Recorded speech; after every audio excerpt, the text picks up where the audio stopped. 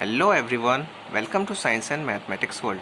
आई am Kaushalendra Khare और आज के इस वीडियो में मैं आपके लिए लाया हूँ एक्सरसाइज के कुछ क्वेश्चंस को जो कि चैप्टर फर्स्ट के हैं। तो चलिए शुरू करते हैं। हमारा पहला क्वेश्चन है, which of the statement about the reaction below are incorrect. इसमें हमें बताना है कि कौन सा जो स्टेटमेंट है वह इनकरेक्ट है। इसमें हमारे पास एक रिएक्शन दी हुई है और इस रिएक्शन में हम देख रहे हैं कि यहाँ पे PbO लेड ऑक्साइड है जो कि कार्बन के साथ कंबाइन हो रहा है और 2PbS जो ऑक्सीजन 2PbO से निकलकर कार्बन में जुड़ जा रहा है और कार्बन डाइऑक्साइड बना रहा है। इसमें हमें पास कुछ ऑप्शंस हैं जिसमें से हमें सही ऑप्शन को चुनना है। हमारा पहला ऑप्शन है lead is getting reduce, lead reduce हो रहा है। Carbon dioxide is getting oxidized, carbon dioxide oxidized हो रहा है और carbon is getting oxidized and lead oxide is getting reduce. इसमें हम देख रहे हैं कि लेड ऑक्साइड जो है वह रिड्यूस हो रहा है और कार्बन से ऑक्सीजन जुड़ के कार्बन इज़ गेटिंग ऑक्सीडाइज्ड। इसमें हमारा पहला ऑप्शन जो है वह है लेड इज़ गेटिंग रिड्यूस। तो लेड रिड्यूस नहीं हो रहा है, लेड ऑक्साइड रिड्यूस हो रहा है और कार्बन इज़ गेटिंग, और इसमें लिखा है carbon dioxide is getting oxidized. Carbon dioxide oxidized नहीं हो रही है, कार्बन ऑक्सीडाइज्ड हो रहा है। जो थर्ड एंड सेकंड है ये करेक्ट हैं और बाकी के जो दो हैं वह इनकरेक्ट हैं। इसीलिए जो हमारा ऑप्शन होगा वो फर्स्ट।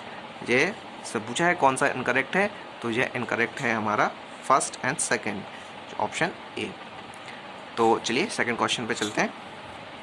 सेकंड क्वेश्चन भी एक इक्वेशन है जो कि लिखी हुई है यहाँ पे। इसमें लिखा हुआ है कि Fe2O3 plus 2Al gives Al2O3 plus 2Fe.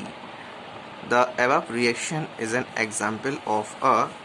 अब हमें यहाँ देख रहे हैं कि यहाँ पे देखिए कि Fe2O3 जो कि आपका आयरन ऑक्साइड है जो कि एल्यूमिनियम से कंबाइन हो रहा है और यहाँ पे एल्यूमिनियम जो है वो ऑक्सीजन से जुड़ रहा है और जो आपका आयरन है वह सिंगल निकल रहा है। तो इसमें हम देख रहे हैं तो यह कौन सा है, इसमें कॉम्बिनेशन रिएक्शन नहीं है क्योंकि दो चीज़ें जुड़कर एक तीसरी चीज़ नहीं बना रहे हैं। डबल डिस्प्लेसमेंट नहीं है क्योंकि दो चीज़ में डिस्प्लेसमेंट नहीं हो रहा है। डीकम्पोजिशन रिएक्शन नहीं कह सकते। यह है आपका डिस्प्लेसमेंट रिएक्शन का एग्जाम्पल जिसमें यह ऑक्सीजन जो है Fe2O3 से डिस्प्लेस होके इसमें एल्यूमिनियम में ज्वाइन हो रही है।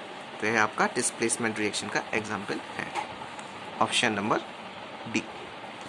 अब हम चलते हैं क्वेश्चन नंबर थर्ड पर।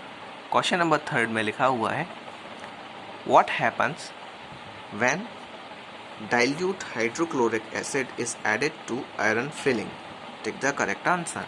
हमें यह बताना है कि क्या होगा जब डाइल्यूट हाइड्रोक्लोरिक एसिड को हम ऐड करेंगे आयरन में, आयरन फिलिंग्स ऐड कर देंगे तो उसमें क्या होगा। इसमें हमें सही ऑप्शन पे टिक करना है।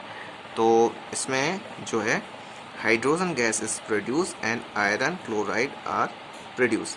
इसमें ये देखिए यहाँ पे हमने रिएक्शन भी लिख के रखी हुई है कि आयरन Fe ये आपकी ट्वाइस ऑफ HCl से रिएक्शन करेगा तो FeCl2 बनेगा और हाइड्रोजन गैस निकल जाएगी।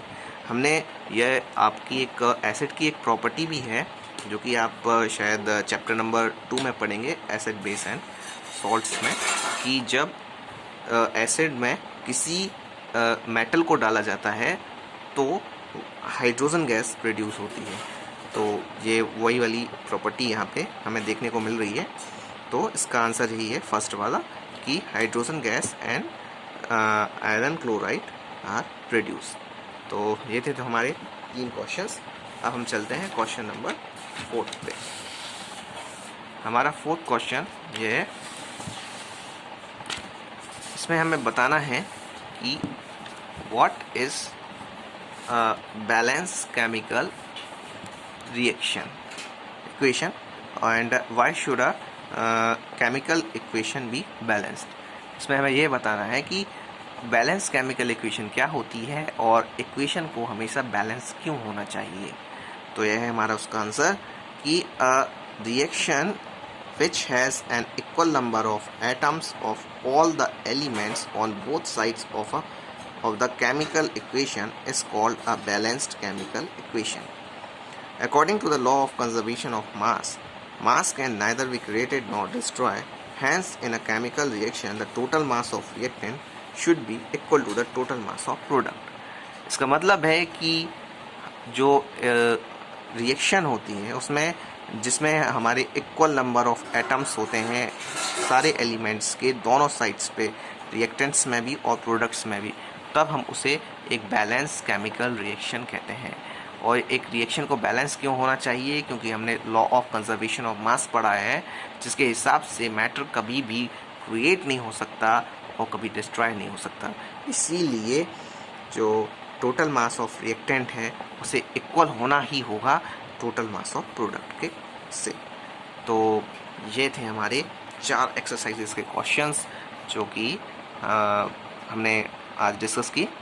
तो मिलते हैं अगले वीडियो में दूसरे क्वेश्चंस के साथ। आप इसे अपने दोस्तों के साथ शेयर कीजिए, हमारे चैनल को सब्सक्राइब कीजिए जिससे आप हमसे जुड़ जाएं और हमारे दूसरे वीडियोस भी आसानी से देख सकें।